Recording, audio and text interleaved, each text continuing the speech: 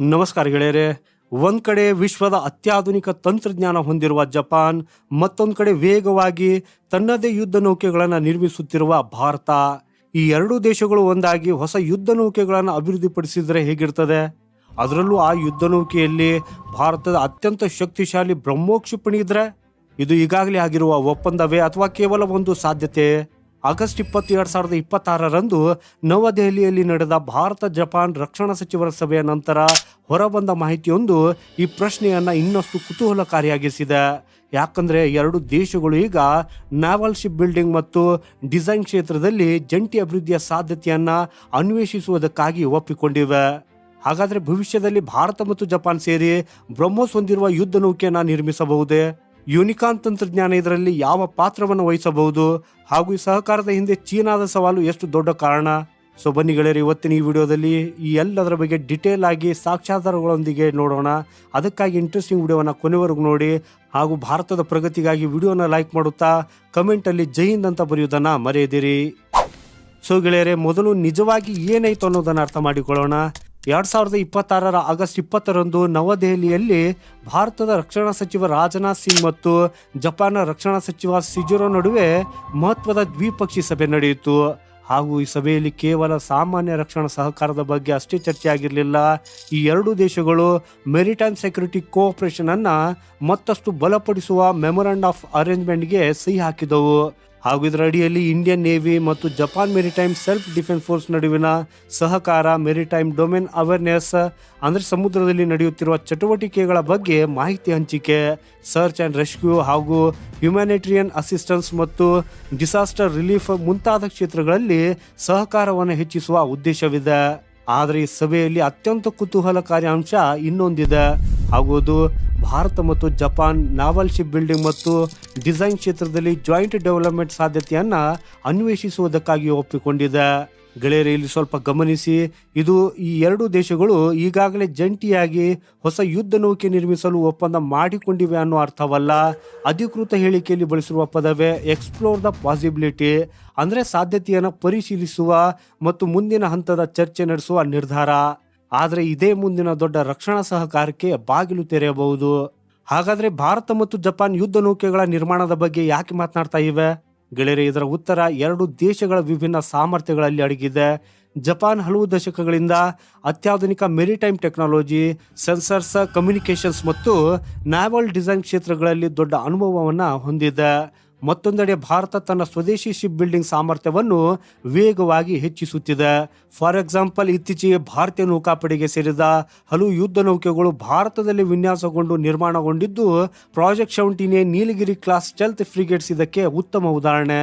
ಭಾರತೀಯ ನೇವಿಯ warship design bureau ವಿನ್ಯಾಸ ಸಾಮರ್ಥ್ಯ ಮತ್ತು ಭಾರತೀಯ ಶಿಪ್ ಯಾರ್ಡ್ಸ್ಗಳ ನಿರ್ಮಾಣ ಸಾಮರ್ಥ್ಯ ಈಗಾಗಲೇ ಸಾಬೀತಾಗಿದೆ. ಸೊ ಹೀಗಾಗಿ ಎರಡೂ ದೇಶಗಳು ತಮ್ಮ ತಮ್ಮ ಬಲಗಳನ್ನು ಒಟ್ಟುಗೂಡಿಸುವುದಕ್ಕಾಗಿ ಪ್ರಯತ್ನಿಸುತ್ತಿವೆ. ಅಧಿಕೃತ ಹೇಳಿಕೆಯಲ್ಲಿ ಕೂಡ ಇದೇ ವಿಚಾರ ಸ್ಪಷ್ಟವಾಗಿದೆ. ಜಪಾನ್ ತನ್ನ ಟೆಕ್ನಾಲಜಿಕಲ್ ಎಕ್ಸ್ಪರ್ಟೈಸ್ ನೀಡಬಹುದು, ಭಾರತ ತನ್ನ ಪ್ರೊಡಕ್ಷನ್ ಕ್ಯಾಪಬಿಲಿಟೀಸ್ ಅನ್ನು ಬಳಸಿಕೊಳ್ಳಬಹುದು. ಹಾಗೂ ಮೇಕ್ ಇನ್ ಇಂಡಿಯಾ ಫ್ರೇಮ್ವರ್ಕ್ ಅಡಿಯಲ್ಲಿ ಜಪಾನ್ ಭಾರತದ ಉತ್ಪಾದನಾ ಸಾಮರ್ಥ್ಯವನ್ನು ಬಳಸಿಕೊಳ್ಳುವ ಕುರಿತು ಮತ್ತಷ್ಟು ಚರ್ಚೆ ನಡೆಸುವುದಕ್ಕಾಗಿ ಈ ಎರಡು ದೇಶಗಳು ಒಪ್ಪಿಕೊಂಡಿವೆ. ಅಂದ್ರೆ ಇದು ಕೇವಲ ಯುದ್ಧ ನೌಕೆಯ ಕಥೆ ಅಲ್ಲ, ಇದು ಭವಿಷ್ಯದ ಡಿಫೆನ್ಸ್ ಇಂಡಸ್ಟ್ರಿಯಲ್ ಕೋಆಪರೇಷನ್ನ ಕಥೆ ಕೂಡ ಹೌದು. ಹಾಗೇನೆ ಗೆಳೆಯರೆ, ಇಲ್ಲಿ ಮತ್ತೊಂದು ಬಹಳ ಮುಖ್ಯವಾದ ತಂತ್ರಜ್ಞಾನ ಬರ್ತದೆ, ಹಾಗೂ ಅದುವೇ ಯೂನಿಕಾರ್ನ್. ಯೂನಿಕಾರ್ನ್ ಅಂದ್ರೆ ಯೂನಿಫೈಡ್ ಕಾಂಪ್ಲೆಕ್ಸ್ ರೇಡಿಯೋ ಆಂಟೆನಾ. ಆದರೆ ಇಲ್ಲಿ ನಿಮಗೊಂದು ವಿಷಯ ಸ್ಪಷ್ಟಪಡಿಸಬೇಕು. ಯೂನಿಕಾರ್ನ್ ಹೊಸದಾಗಿ ಆಗಸ್ಟ್ 2026 ಸಭೆಯಲ್ಲಿ ಹುಟ್ಟಿದ ಯೋಜನೆ ಅಲ್ಲ.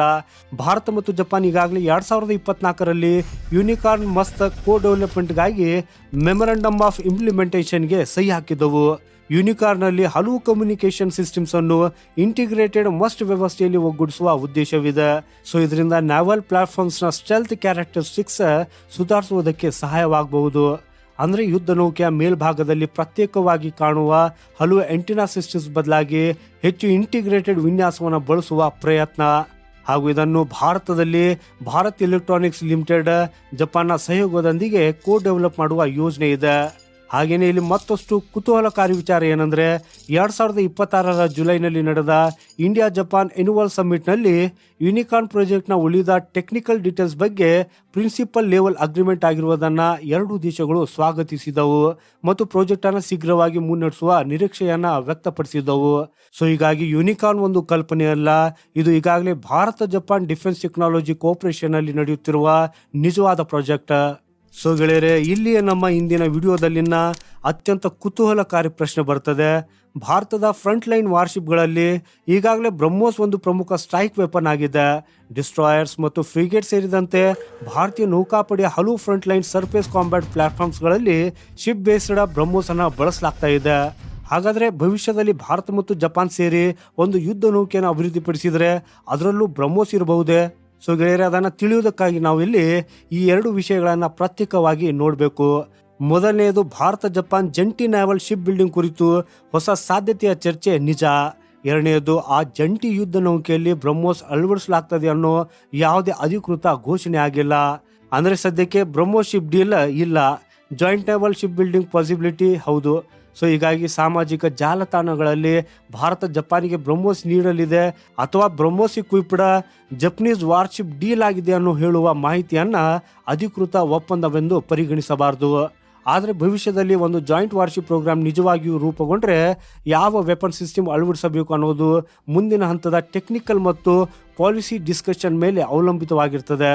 ಸೊ ಹೀಗಾಗಿ ನಮ್ಮ ಇಂದಿನ ಪ್ರಶ್ನೆಗೆ ಸರಿಯಾದ ಉತ್ತರ, ಈಗ ಬ್ರಹ್ಮೋಸ್ ಒಪ್ಪಂದ ಆಗಿಲ್ಲ, ಆದರೆ ಭವಿಷ್ಯದ ಜಾಯಿಂಟ್ ವಾರ್ಶಿಪ್ನಲ್ಲಿ ಅದರ ಸಾಧ್ಯತೆಯನ್ನು ಸಂಪೂರ್ಣವಾಗಿ ತಳ್ಳಿ ಹಾಕಲು ಕೂಡ ಸಾಧ್ಯವಿಲ್ಲ. ಹಾಗಾದ್ರೆ ಜಪಾನ್ಗೆ ಭಾರತದ ಜೊತೆ ಮೆರಿಟೈಮ್ ಕೋಆಪರೇಷನ್ ಯಾಕಿಷ್ಟು ಮುಖ್ಯ?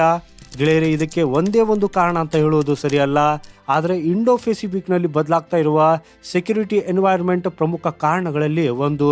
ಜಪಾನ್ಗೆ ಪೂರ್ವ ಏಷ್ಯಾದಲ್ಲಿ ತನ್ನ ಸಮುದ್ರ ಮಾರ್ಗಗಳು, ವ್ಯಾಪಾರ ಮತ್ತು ಎನರ್ಜಿ ಸಪ್ಲೈಸ್ ಸುರಕ್ಷಿತವಾಗಿರಬೇಕು. ಭಾರತಕ್ಕೆ ಹಿಂದೂ ಮಹಾಸಾಗರದಲ್ಲಿ ತನ್ನ ಮೆರಿಟೈಮ್ ಇಂಟ್ರೆಸ್ಟ್ ಮತ್ತು ರೀಜನಲ್ ಸೆಕ್ಯೂರಿಟಿ ಕಾಪಾಡಿಕೊಳ್ಳುವುದು ಪ್ರಮುಖ.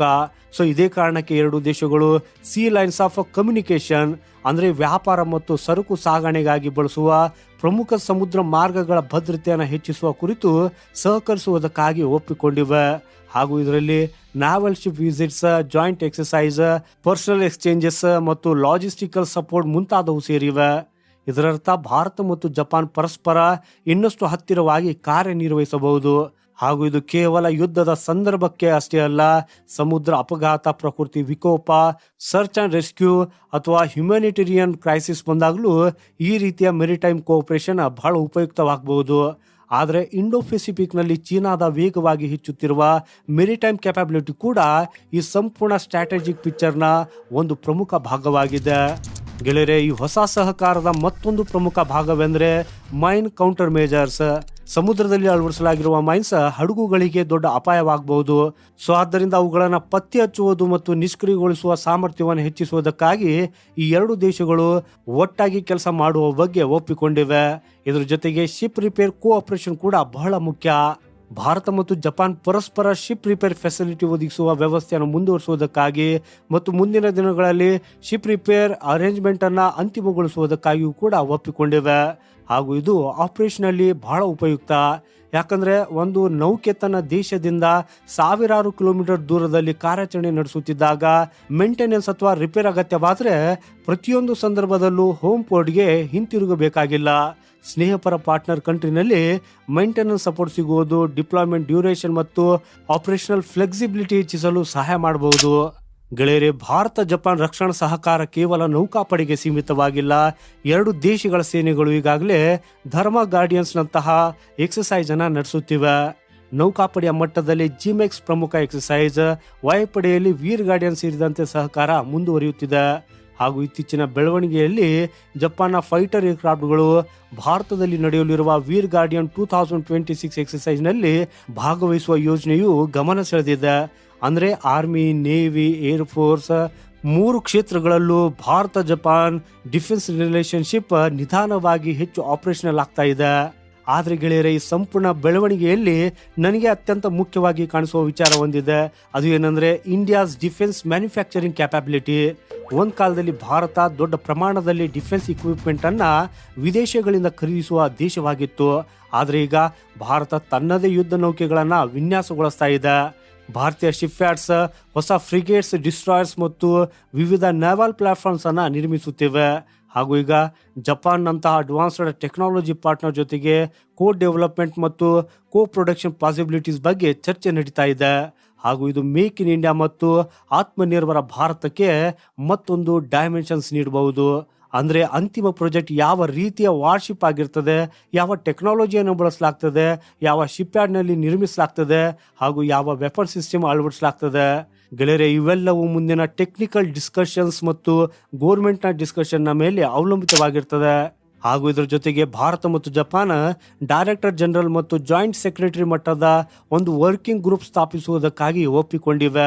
ಇದರ ಉದ್ದೇಶ operational cooperations, intelligence, equipment, technology ಮತ್ತು ಇಂಡಸ್ಟ್ರಿಯಲ್ ಕೋಆಪರೇಷನ್ ಮುಂತಾದ ಹಲವು ಕ್ಷೇತ್ರಗಳ ಕೆಲಸಗಳನ್ನ ಒಟ್ಟಾಗಿ ಕೋಆರ್ಡಿನೇಟ್ ಮಾಡುವುದು. ಸೊ ಇದರಿಂದ ಈಗಾಗಲೇ ಒಪ್ಪಿಕೊಂಡಿರುವ ಕೋಆಪರೇಷನ್ಸ್ ಏರಿಯಾಸ್ಗಳನ್ನ ವೇಗವಾಗಿ ಮುಂದಕ್ಕೆ ಕೊಂಡೊಯ್ಯಲು ಒಂದು ಇನ್ಸ್ಟಿಟ್ಯೂಷನಲ್ ಮೆಕ್ಯಾನಿಸಮ್. ಸೊ ಗೆಳೆಯರೆ, ಹೀಗಾಗಿ ಆಗಸ್ಟ್ 20ರ ಸಭೆಯ ನಿಜವಾದ ಮಹತ್ವವೇನು? ಗೆಳೆಯರೆ, ಒಂದು ದೊಡ್ಡ ಯುದ್ಧ ನೌಕೆ ಒಪ್ಪಂದ ಇಂದು ಸಹಿ ಆಗಿಲ್ಲ. ಆದರೆ ಅಂತಹ ಒಂದು ಭವಿಷ್ಯದ ಪ್ರಾಜೆಕ್ಟ್ಗೆ ಬೇಕಾಗಿರುವ ಸಹಕಾರದ ಬಾಗಿಲು ಈಗ ಹೆಚ್ಚು ತೆರೆದಿದೆ. ಸೊ ಈಗ ಕೊನೆಯ ಪ್ರಶ್ನೆಗೆ ಮತ್ತೆ ಬರೋಣ. ಹಾಗಾದ್ರೆ ಭಾರತ ಮತ್ತು ಜಪಾನ್ ಬ್ರಹ್ಮೋಸ್ ಹೊಂದಿರುವ ಜಂಟಿ ಯುದ್ಧ ನೌಕೆಯನ್ನ ನಿರ್ಮಿಸಲಿವೆ. ಗೆಳೆಯರೆ, ಇದಕ್ಕೆ ಉತ್ತರ ಅಧಿಕೃತವಾಗಿ ಅಂತಹ ಬ್ರಹ್ಮೋಸ್ ಡೀಲ್ ಆಗಿಲ್ಲ. ಆದರೆ ಭಾರತ ಮತ್ತು ಜಪಾನ್ ಈಗಾಗಲೇ maritime security, unicorn technology, ship repair, main counter majors ಮತ್ತು ಡಿಫೆನ್ಸ್ ಇಂಡಸ್ಟ್ರಿ ಕೋಆಪರೇಷನ್ ನಲ್ಲಿ ತಮ್ಮ ಸಂಬಂಧವನ್ನ ಇನ್ನಷ್ಟು ಆಳಗೊಳಿಸುತ್ತಿವೆ. ಹಾಗೂ ಇದೇ ಸಹಕಾರ ಮುಂದಿನ ದಿನಗಳಲ್ಲಿ joint naval ship building project ಆಗಿ ರೂಪುಗೊಂಡ್ರೆ ಆಗ ಯಾವ ಡಿಸೈನ್, ಯಾವ ವೆಪನ್ಸ್, ಯಾವ ಟೆಕ್ನಾಲಜಿ, ಯಾವ ಶಿಪ್ ಯಾರ್ಡ್ ಅನ್ನೋ ಪ್ರಶ್ನೆಗಳು ಅತ್ಯಂತ ಕುತೂಹಲಕಾರಿಯಾಗಲಿವೆ.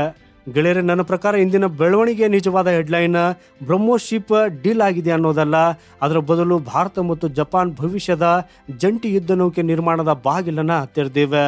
ಹಾಗಾದ್ರೆ ನಿಮ್ಗೇನು ಅನ್ಸುತ್ತೆ? ಭಾರತ ಜಪಾನ್ ಜಂಟಿಯಾಗಿ ಯುದ್ಧ ನೌಕೆ ನಿರ್ಮಿಸಿದ್ರೆ ಅದರಲ್ಲಿ ಬ್ರಹ್ಮೋಸ್ ಇರಬೇಕೆ? ನಿಮ್ಮ ಅಭಿಪ್ರಾಯವನ್ನು ಕಮೆಂಟ್ ಮಾಡಿ ನಮಗೆ ತಿಳಿಸಿ. ಈ ವಿಡಿಯೋ ಇಷ್ಟವಾದರೆ ಲೈಕ್ ಮಾಡಿ, ನಿಮ್ಮ ಡಿಫೆನ್ಸ್ ಆಸಕ್ತ ಸ್ನೇಹಿತರೊಂದಿಗೆ ಶೇರ್ ಮಾಡಿ. ಇಂಥ ನಿಖರವಾದ ಡಿಫೆನ್ಸ್ ಮತ್ತು ಜಿಯೋ ಪಾಲಿಟಿಕ್ಸ್ ಮಾಹಿತಿಗಾಗಿ ಪ್ರಚಾ ಇನ್ಫೋ ಚಾನೆಲನ್ನು ಸಬ್ಸ್ಕ್ರೈಬ್ ಮಾಡೋದನ್ನು ಮರೆಯದಿರಿ. ಸಿಗೋಣ ಮುಂದಿನ ಮತ್ತೊಂದು ಇಂಟ್ರೆಸ್ಟಿಂಗ್ ಮಾಹಿತಿಯೊಂದಿಗೆ. ವಂದೇ ಮಾತರಂ. ಭಾರತ್ ಮಾತಾ ಕಿ ಜೈ.